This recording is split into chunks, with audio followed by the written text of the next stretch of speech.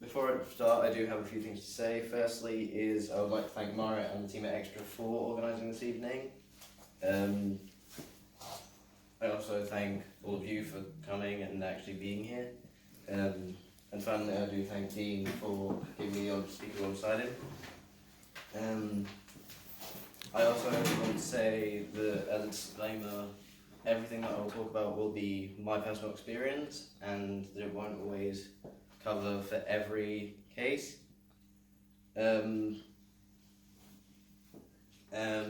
Because every case of autism is different and is one of the biggest struggles I believe the autistic spectrum faces, as it can't be treated and sort of dealt with in the same way every time. This I know from a personal experience because of how many people I've spoken to in the past with the condition as well as myself, and how just within a few minutes you can already tell that there is massive differences with confidence, social ability, as well as many other different areas.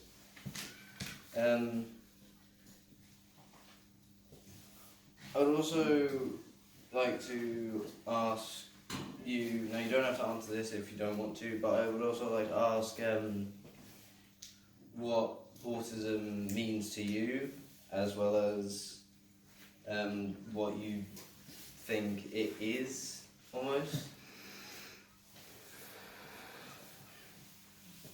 Anyone want to speak up? It's a different way of thinking. Superpower. Anyone else? Yeah. My daughter turns 21 in a couple of weeks. She was diagnosed at 18. And I spent 18 years of frustration, not knowing what to do for the best. And my sons got very frustrated because they would say, "We were never allowed to get away with that." And I would say, "Doesn't work with her."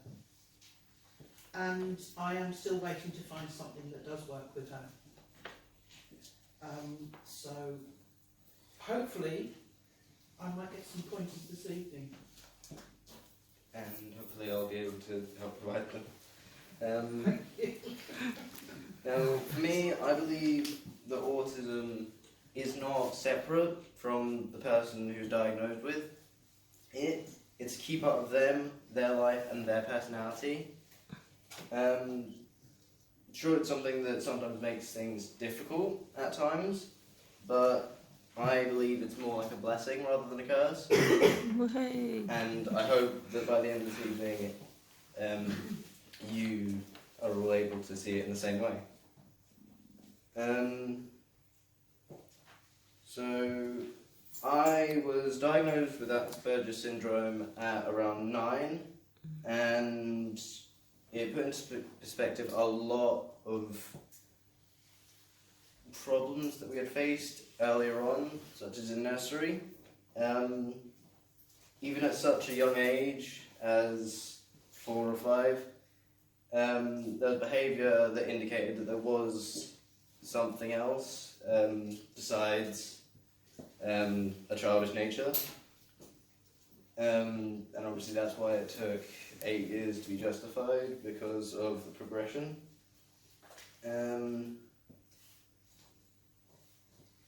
Even after my diagnosis, there wasn't all the support I needed, and especially not from myself, as even though I had a diagnosis, I had something to call it, I still didn't know what exactly it was.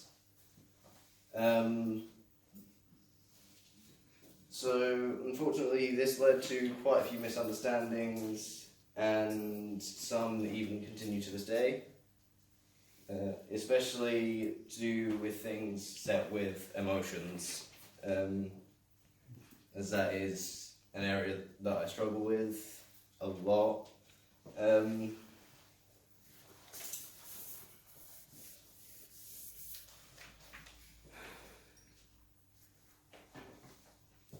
can definitely say so far although it was when I had my diagnosis, primary education was definitely the hardest thing that I had to face.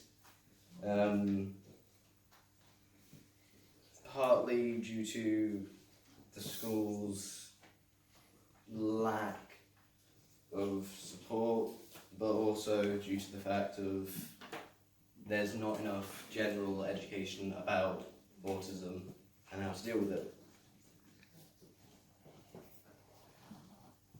And even today, I can look back on that time and say the main problem that there was how people deal with an autistic person having a meltdown or a shutdown. Because whether it's caused by the clothing someone is wearing, the noise from the area around them, or caused by too much human contact, most of these will have the two results. The first being an outwards reaction, very explosive, very open, very almost destructive at times, which would be obviously a meltdown. Shouting, screaming, running about, flailing limbs is the sort of thing most people would have in their mind of an autistic person being stressed, overworked, overstimulated. The other is quite simply called a shutdown. It's more like trying to escape, trying to hide, by sort of reducing the amount of space someone takes up, by curling up, just not responding. A shutdown can be a lot more difficult to spot because, especially if the person is very quiet in nature to begin with, it's not always too different from how they would act normally, which is another problem when trying to deal with them, is trying to identify when they're happening. Now, I'm not saying everyone on the spectrum will do either one or the other. With me included, some people do both. Just depends on the situation, really. For me, the difference was I'd be more likely to have a meltdown if it was caused by some sort of emotional strain, so potentially even something like bullying. Whereas a shutdown would have been more sort of loud noises, especially on a few holidays. I went into minor shutdowns because the sound from the entertainment in the main hall was a bit too loud.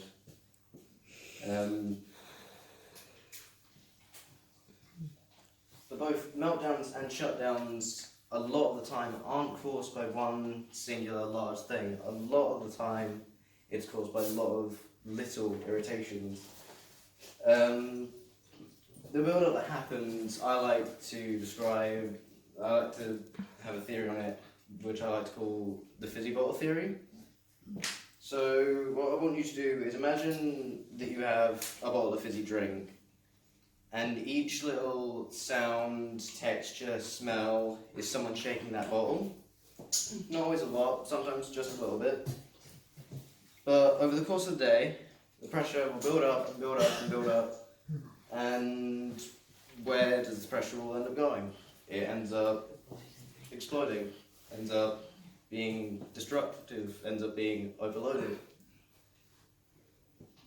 A meltdown is basically a terrifying build-up of anger, fear, sadness and confusion, trying to understand what is happening.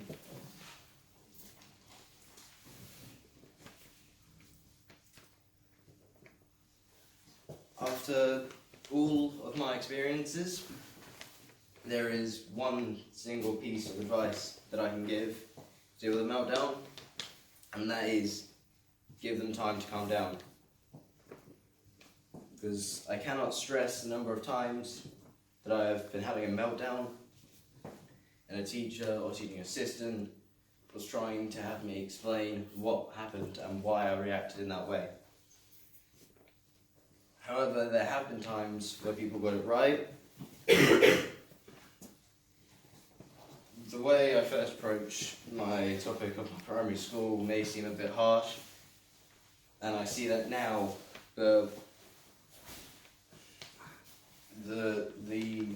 it was more the schooling system that had problems in not quite training teachers where they needed to be trained.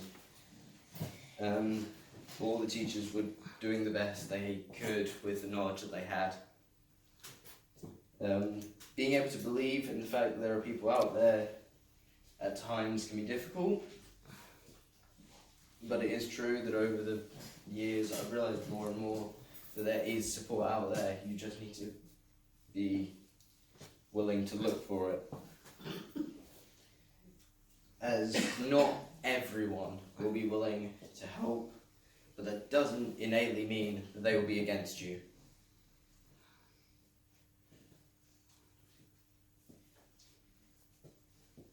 Especially early on, the problems will be mainly caused by a lack of understanding. I know that I couldn't understand a lot of things about myself at the time, so it was difficult for my parents, let alone my teachers, to be able to understand in the same way.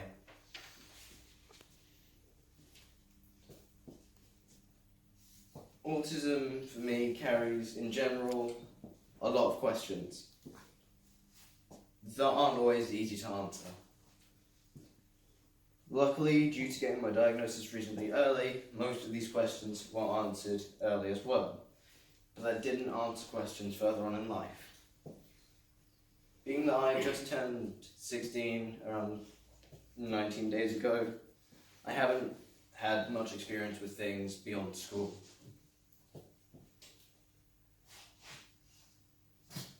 However, I am able to give my experiences of primary and secondary education so far.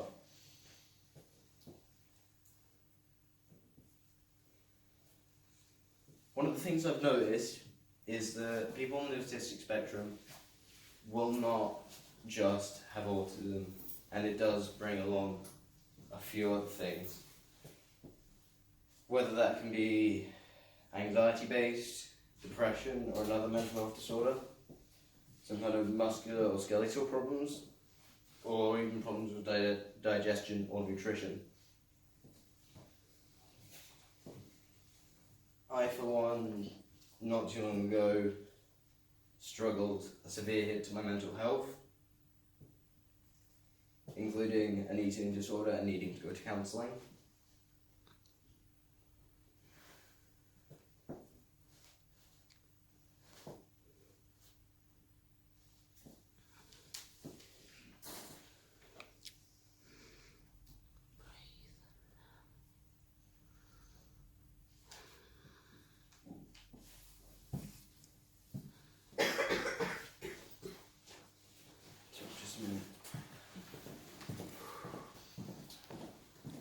Guys, if we take a 5-minute comfort break, we'll come back in 5 minutes. So, as I was saying, I, for one, have struggled with a severe hit to my mental health recently, including an eating disorder that lasted for a very long time, and parts of it still last to this day, which I don't believe I would be standing here today without the support that was available for me, as provided by Ms. Hawthorne. And I'm also aware that many people don't receive adequate help, both my age, younger and older.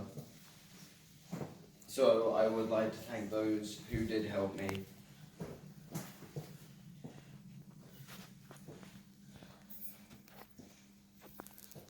Although what I've said so far is slightly negative and are difficult to deal with, there are positives to the autistic spectrum which I believe outweigh most of the negatives. Things such as higher IQ, higher logistical and strategic potential are only a couple of things associated. it's also, in my experience, that a lot of people on the spectrum will base their relationships, whether that be friendships or something more, on logical data rather than emotions. The chance of someone going behind their back and such as trust is one of the biggest things with the autistic spectrum.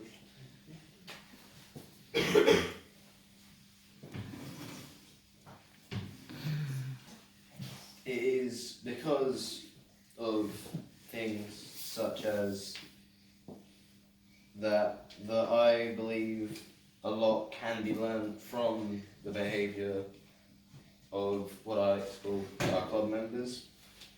And it's also the reason why I'm rather disgusted by the people that say that autism is something that must be cured.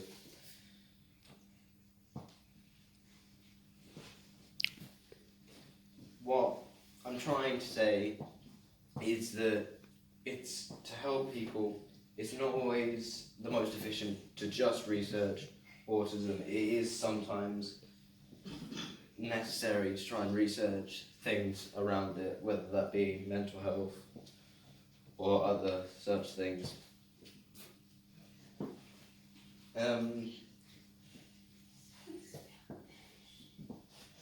To explain why I reference the autistic spectrum as a sort of club, ever since getting my diagnosis, I've always felt a need to help people try and understand the spectrum as well as someone on the spectrum can. If not for my sake, but for the sake of those who are unable to express their experiences and feelings as easily. So I like to think of the autistic spectrum as a sort of family or club, as we need to look out for each other.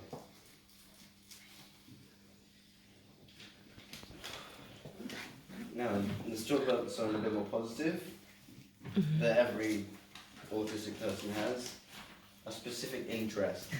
To most people, these interests would appear more like an obsession, but it is an amazing amount of joy that I believe only autistic people can truly feel, that frequently, at least. For some, it may be a specific TV show, or in the case of something like Doctor Who, or a specific blanket. For others, it could be more vague, like an entire genre such as anime, cartoons, or video games. For myself, it's all three. Anime as a whole has been an addiction of mine, along with video games and some cartoons. Now, this may cause problems with paying attention, which can sometimes be difficult to overcome, but is also a great tool that can be used to try and pique an autistic person's interest. By combining the subject material with their interest, it will really get them listening. A few of the examples of these are things like I managed to learn my 4 and 8 times tables through how the items stacked in Minecraft. Learning about the area and volume of a shape through the buildings in the same game. Resource management in games in general when collecting specific items. As well as I also learned a lot of my basic knowledge of business, whether that be income and profits, through Grand Theft Auto.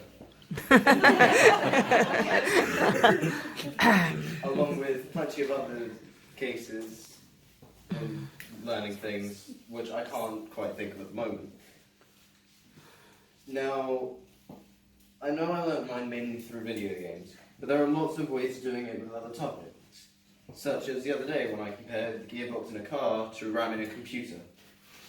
By comparing each gear to either adding or taking away some of the RAM, it compares the way the car speed to the way the car speeds to the speed and strain on a computer's CPU. Now, of course, not all of these are easy to pull off with every situation, and that's okay. But do be aware that it will be difficult, especially if they are in the middle of something, especially if it's their interest. It's good to have patience with an autistic person, as it will take a lot of time for them to change activity. Sorry. Now, I know I tend to jump around between topics a lot, but this is my first talk to more than 15 people, so I'd like to thank you for being patient with me. My final section is one that I've only recently been able to talk about, and that is joining the workforce. Now, technically, I haven't quite joined the workforce. I'm only volunteering at the Westcliff as a member of their tech crew. But within the 2 shifts that I've done so far, I've learned quite a few important things about joining the workforce as someone with the spectrum. Firstly, is to try and involve that key interest. Many companies are realising the amazing work ethic that a lot of people on the autistic spectrum have, especially if that job involves their specific interest. Microsoft being one of them. A few years ago, they started their hiring autism program, in which they are looking for autistic club members that had an interest in things such as software design. This has received both positive and negative feedback for the company, as it has been seen as capitalising on those who are considered vulnerable. However, people have also seen it as being a gift for those who are struggling to be hired by other companies, as they're seen as a financial drain. Being seen as a financial drain happened to someone I knew, despite them asking for very minimal additional resources compared to the other workers. And this happens more frequently than people would like to believe. The second thing about joining the workforce is to make sure there is a good working environment, especially if you're the new worker. On my first shift at the theatre, everyone was very welcoming, and immediately I was treated as an equal, despite having no previous experience with the actual job besides what I had seen from my sister. Now, this could have been due to the brief interactions that I had had with the other crew members, but despite this, even the ones that hadn't already met me, they were still just as welcoming. Any training they did, they tried their best to explain it as much as possible, and even to try and keep me involved in some slightly more advanced parts. I understand that my limited experience within a work setting is still limited, so I won't pretend as if I know everything. But to anyone on the autistic spectrum, making sure that you enjoy your job will always be better than doing it for the sake of money.